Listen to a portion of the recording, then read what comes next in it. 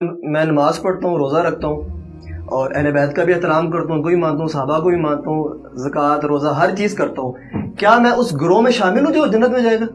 جی شامل ہے۔ اس کا نام کیا ہوگا؟ جی بشرطے آپ اپنے عقائد اور نظریات کو قرآن و سنت سے اخذ کریں۔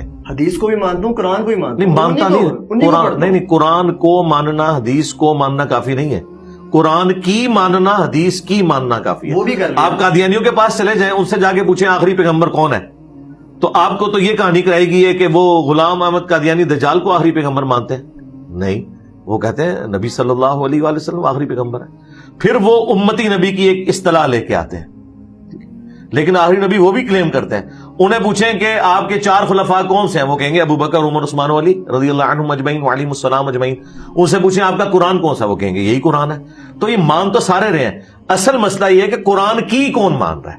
ہاں جس دن آپ قرآن کی مانیں گے، حدیث کی مانیں گے، تو انشاءاللہ جنتی ہیں۔ مطلب میں اس فرقے میں ہوں؟ نہیں فرقے نہیں، فرقہ تو کوئی ایک فرقہ تو ہے نا، فرقے تو سارے جنمی ہیں، کوئی ایک گروہ تو ہے نا۔ ہاں ایک گروہ، گروہ کون ہے؟ میں اس گروہ میں ہوں شامل۔ جی آپ اس گروہ میں تب ہیں اگر آپ قرآن و سنت کو فالو کرتے ہیں، قرآن و سنت کو ماننا کافی نہیں عام ہے۔ آدمی کو کیسے پتہ لگے گا؟ جی پتہ چل جائے گا، پہلے صفحے سے اسے پتہ چل جائے گا۔ نہیں سمجھ آتی نا؟ جی سمجھ آ جائے، کیوں نہیں آئے گی؟ آپ کسی گورے سے کہیں کہ یہ سورہ فاتحہ ہے، اس کا ترجمہ جو ہے نا اسے پڑھو اور بتاؤ اس کا کیا مطلب ہے، جب وہ پہنچے گا نا ایاک نعبد و ایاک نستعین، اے اللہ ہم عبادت بھی صرف تیری کریں گے اور دعا بھی صرف تجھی سے مانگیں گے، ٹھیک ہے؟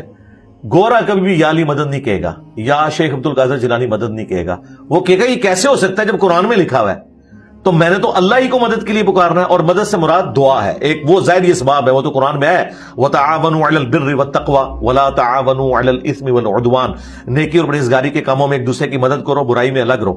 میں آپ سے مجھے آپ پانی پلا دیں، بالکل ٹھیک ہے، یہ ظاہری اسباب ہے۔ امی سے روٹی مانگوں، بالکل، لیکن امی فوت ہوئی ہوئی ہے، بزرگ بغداد کے اندر دفن ہے، قبر سے مجھے پانی نہیں پلا سکتا، جب یہاں بیٹھ کے میں پکاروں گا نا، اب یہ ہو جائے گی دعا، یہ اللہ تعالیٰ کے ساتھ خاص ہے۔ اور قرآن نے کہا ہے کہ جو کوئی اللہ کے سوا کسی ہستی کے بارے میں یہ عقیدہ رکھتا ہے کہ وہ اس کی پریشانی دور کر سکتا ہے دعا کی شکل میں، گویا اس نے اسے اپنا الہ مان لیا۔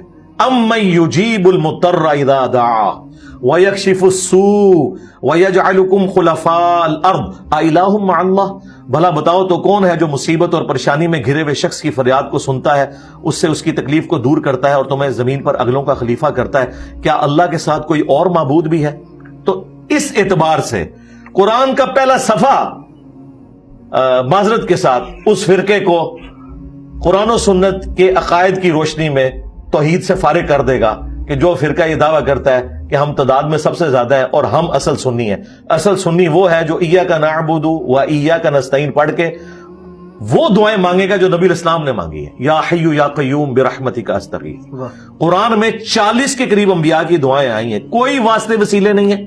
وسیلہ توسل ایک ڈیفرنٹ چیز ہے، کسی نیک آدمی سے دعا کروانا۔ 40 کی 40 دعاؤں میں آپ کو کوئی کسی کی دھونس نہیں ملے گی، ڈائریکٹ اللہ کو آپ نے پکارنا ہے۔ یہ ہے عقیدہ، یہ عقیدہ کسی کا ہے تو وہ جنتی گروہ میں شامل ہے۔ تو مرزا صاحب کو جو بنا ہوا فرقہ اس کو کیا کریں گے؟ کون سے مرزا صاحب کا؟ مرزا محمد علی انجینئر صاحب کا۔ اچھا، کیونکہ آپ پنڈی سے آئے ہیں، وہاں تو وہ لوگ ایک طرف مجھے کہتے ہیں کہ جی یہ تحقیقی نہیں، میں آپ کو بتاتا ہوں، ایک طرف مجھے کہتے ہیں وہ تحقیقی آدمی ہے، دوسری طرف مجھے مرزا جونیئر کہتے ہیں۔ میں آپ کو بتا دوں میں مرزا جونیئر بالکل نہیں ہوں، میں مرزا سینئر ہوں، میں اعلی حضرت سینئر ہوں، میں حکیم الامت سینئر ہوں۔ اس کی وجہ یہ ہے کہ یہ سارے کے سارے تھانوی رسول اللہ پارٹی، چشتی رسول اللہ پارٹی، قادیانی دجال پارٹی، یہ سب کی سب پارٹیاں، ان کو میں نے کر دیا اللہ کے فضل سے ننگا۔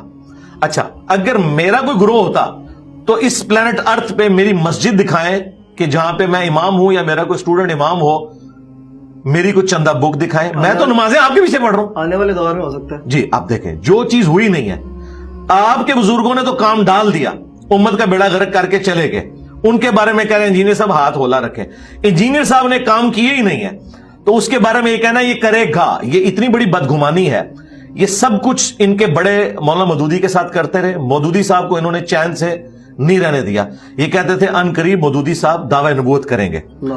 مودودی صاحب 1979 میں فوت ہوئے ہیں، آج 14 جنوری 2024 ہے، آپ اندازہ کریں مور دین 40 ایئرز ان کو فوت ہوئے ہو چکے ہیں، لیکن کسی ان کے بزرگ نے ابھی تک مودودی صاحب سے معافی نہیں مانگی، نہ ان کی اولاد سے۔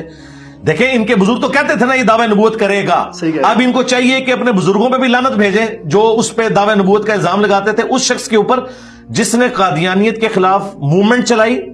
سزائے موت مودودی صاحب کو جو ہوئی تھی نا وہ قادیانیوں کے خلاف موومنٹ چلانے کے اوپر ہوئی تھی, وہ تو بعد میں معاف ہو گئی, لیکن اس بندے نے تو اپنی جان پیش کر دی تھی. یہ ظالم کہتے رہے یہ دعوی نبوت کرے گا. میرے بارے میں بھی بات کرتے ہیں, 15 سال تو مجھے بھی ہو گیا دعوت و تبلیغ کا کام کرتے ہوئے. ہمارے کسی اسٹوڈنٹ کو بھی اٹھائیں, اس سے پوچھیں کیا نماز سب کے پیچھے ہو جاتی ہے, وہ کہیں گے ہو جاتی ہے. ان سے پوچھیں کیا بریلوی دیوبندی اہل حدیث شیعہ مسلمان ہے, وہ کہے گا مسلمان ہے. ان سے پوچھیں انجینئر صاحب کی وہ مسجد, وہ کہیں گے نہیں ہم تو انہی مسجدوں میں نماز پڑھتے ہیں, انجینئر صاحب نے مسجد بنانے سے منع کیا ہے, چندہ بک بنانے سے منع کیا ہے.